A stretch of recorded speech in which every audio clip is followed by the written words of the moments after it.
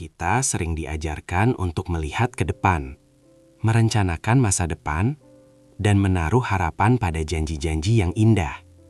Tapi kadang, harapan itu justru jadi senjata paling ampuh buat mengikat kita di tempat yang salah. Selamat datang di Jejak Diri, tempat kita ngobrolin realita isi kepala dan hati tanpa menghakimi. Hari ini kita membedah sebuah taktik manipulasi psikologis yang halus banget. Sampai korbannya sering gak sadar kalau mereka sedang ditahan pakai janji kosong. Namanya future faking. Konsep future faking ini sederhana tapi mematikan secara emosional. Seseorang melukiskan gambaran masa depan yang luar biasa indah bersamamu. Mulai dari rencana pernikahan impian, liburan bareng, rumah idaman, sampai bisnis berdua. Bukan karena dia benar-benar mau mewujudkannya, tapi supaya kamu menuruti kemauannya hari ini.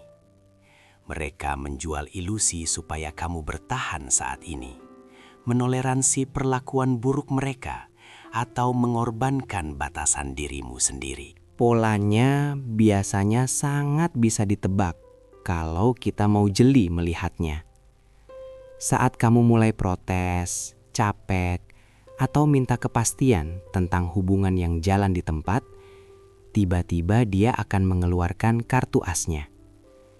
Dia akan kembali membicarakan rencana masa depan yang spektakuler itu.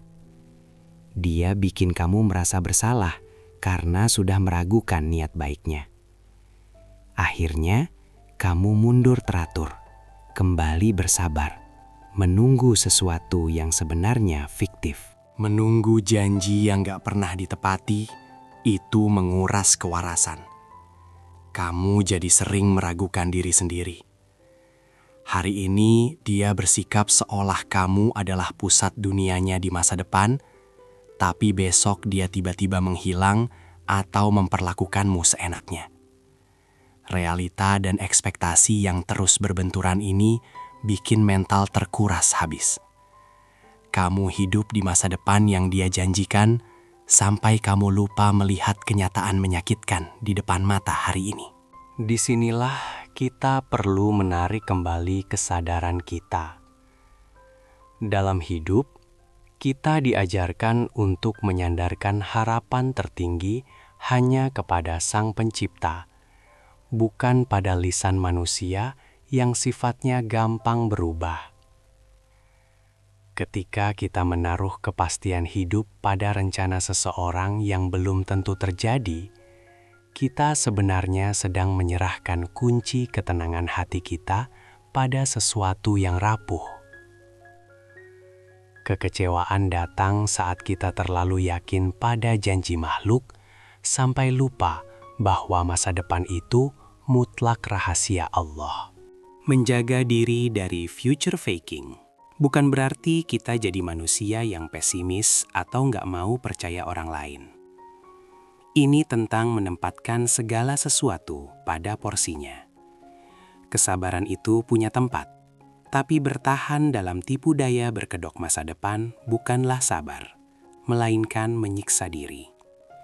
Keikhlasan yang sesungguhnya adalah ketika kita berani melepaskan ikatan yang tidak sehat hari ini, dan percaya bahwa Allah punya skenario yang jauh lebih baik daripada ilusi yang dibuat oleh manusia. Mulai sekarang, cobalah ubah cara pandangmu. Berhentilah mendengarkan apa yang dia janjikan tentang tahun depan, bulan depan, atau bahkan minggu depan. Perhatikan apa yang dia lakukan hari ini. Karakter asli seseorang tidak diukur dari seberapa pintar dia merangkai rencana besar, tapi dari seberapa konsisten tindakannya di saat ini.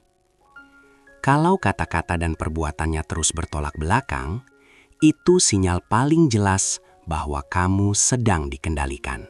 Secara fitrah manusia, kita memang mencari rasa aman dan kepastian.